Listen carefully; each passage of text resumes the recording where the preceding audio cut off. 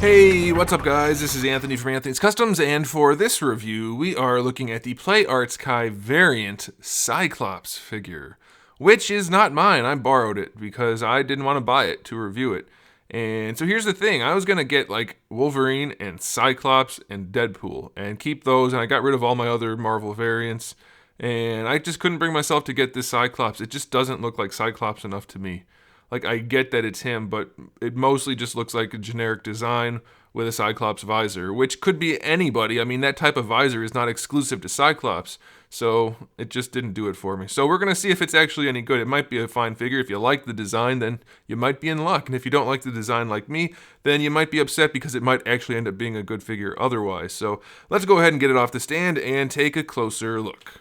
This guy stands just about 10 3/4 inches tall, which makes him just about close to 27.5 centimeters, a little bit shy of that.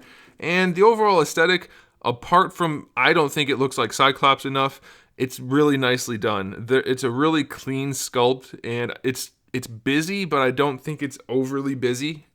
It looks good. I mean, if you look at real life armor and clothing, you do have lots of little details, and it just looks busier on a smaller figure. Generally speaking, we see fewer details on smaller figures because it's hard to sculpt them and because it makes them look busy, but it still looks kind of good. There's lots of cloth wrinkling in this guy, which is okay, except they did this weird thing with the paint where he's got like a charcoal outfit underneath, and then for the wrinkles, they painted them with a glossy black.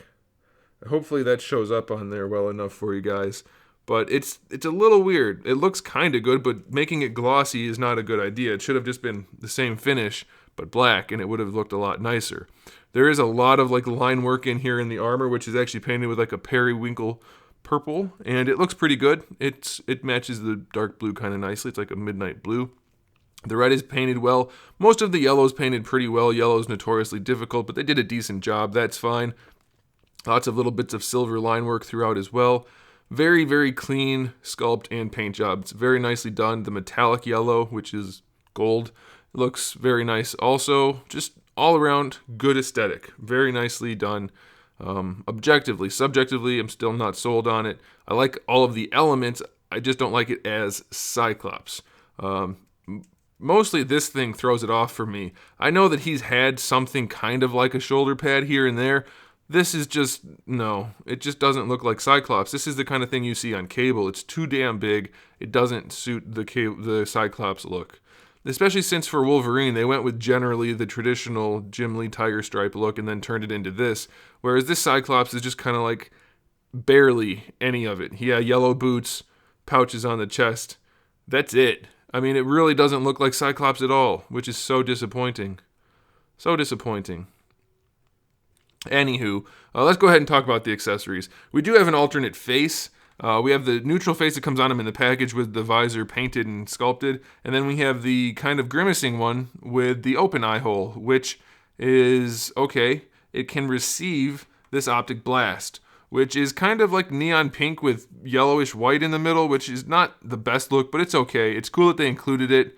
It's not the way I would have done it, but that's a purely subjective thing, so that's up to you if you like it or not. It's cool that it's here. It's a nice enough sculpt, so that's fine. The shading's good enough, so that's okay. It's exclusive to the grimacing face, though. You cannot swap out the eyes or anything like that. So you get the neutral face and then the optic blast face. That's it. As far as the hands, we have the two fist hands. We have one pointing single finger hand, then we have one instant transmission hand. We have two kind of relaxed hands, and then two slightly posed relaxed hands. And that's it, not counting, of course, the Play Arts Kai display stand, which we're not going to show or talk about because they're generally pretty poop. So let's move on to the articulation. It's relatively standard nowadays for Play Arts Kai. We have the double ball peg for the head. I assume it's a double ball peg for the neck as well. Since it's not mine, I can't take it apart. But it moves around nicely. There's no huge gapping or anything. The collar is soft enough. I like it. It's pretty good. For the shoulders, we have the hinge in the shoulder like they used to do. So there's a hinge in the actual ball of the shoulder, and then it connects to the body with a ball peg. So it just moves around on that ball peg, and then we have that hinge. It's not a ball hinge because of the way it works. It's just a peg with a hinge at the end.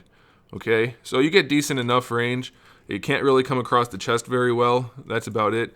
You get a lot of gapping in the torso because of this design, which is not good. They could do away with a lot of the gapping, honestly. They don't need it because it doesn't really afford much, but it is there. So of course you do get full rotation because it's connected on a ball peg. It's a little loose for my liking, but it's not too bad, except for the fact that the hinge itself is way tighter than the ball peg, so it's kind of a hassle. You get a swivel down here for the bicep, except it's actually just a swivel. It's a cut. It doesn't have any sculpting for the bicep to go up at all, so when you pose it, you end up with flats hanging out, and it just looks weird. That's really lazy. Really lazy. They could have easily just sculpted it such that it was like a Marvel Legends where the bicep and the tricep comes up a little bit. You even have it in the sculpt. You see that? This part sticks up right here, but you would think that's where the joint is, but it's not. It's down here. That's just lazy. That is unacceptable. Ratcheting ball hinge as standard for their elbows. It's okay. You get a little bit better than 90 degrees. And it matches color-wise mostly for the undersuit, so that's fine. Ball hinge for the wrist is okay. It could be a little bit of a bigger ball hinge, but it doesn't look too bad.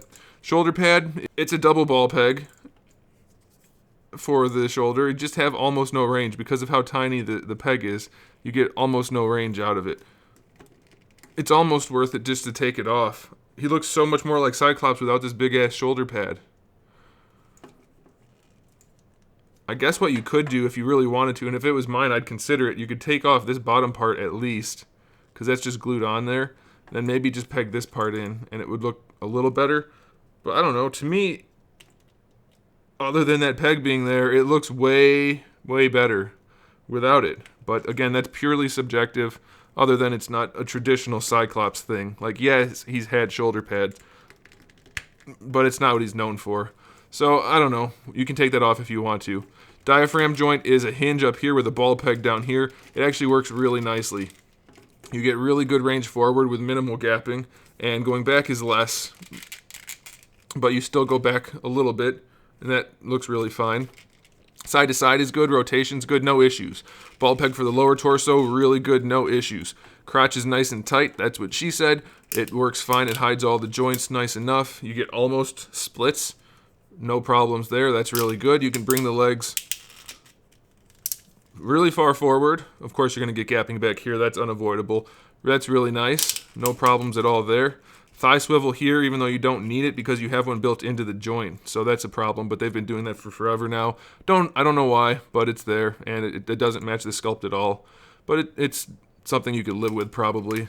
It's not a deal breaker as far as I'm concerned. Double jointed knees function well, but are super ugly because of the way it's designed. It's just huge gapping right here. Not so bad up here, not so noticeable. And then for the ankles, you have your ball hinge. You get a little bit of range going forward. Almost none, though. You can see it's almost perpendicular to the long bones. It does go back pretty far, though. And, of course, you can rotate it around to give yourself an ankle rocker a little bit. You can't go too crazy because of the leg armor. Let me make sure it's in focus there. So it works well enough. That's fine. And then the toe hinge is okay. We've seen better. We've seen worse. It's okay. So ultimately, it's actually a really solid figure with a few things that would be better to be changed. But aside from the subjective component of it, it's really good. So if you like the design, pick it up. You'll be very, very happy. The figure itself is objectively very good. If you don't like the design like me, then you may want to pick it up anyway because it is a solid figure. And it's Cyclops, and everybody likes Cyclops. Another thing that bugs me is the blue that's up here on his face. If that was yellow, that might make a big difference. And they covered his nose with his visor.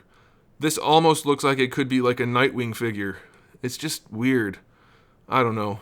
See, that's what I mean. It's subjective if you don't like it or not, but objectively it is a really good figure. So that's the information you guys need to know. So there you go. Thanks for watching, guys. If you haven't already, make sure you give this video a thumbs up and also subscribe to the channel because I have new videos up just about every single day where we talk about action figures, movies, TV shows, video games. We do live streams 3 or 4 or 5 times a week where we do sculpting and more video games and just all kinds of fun stuff. So make sure you come back for that.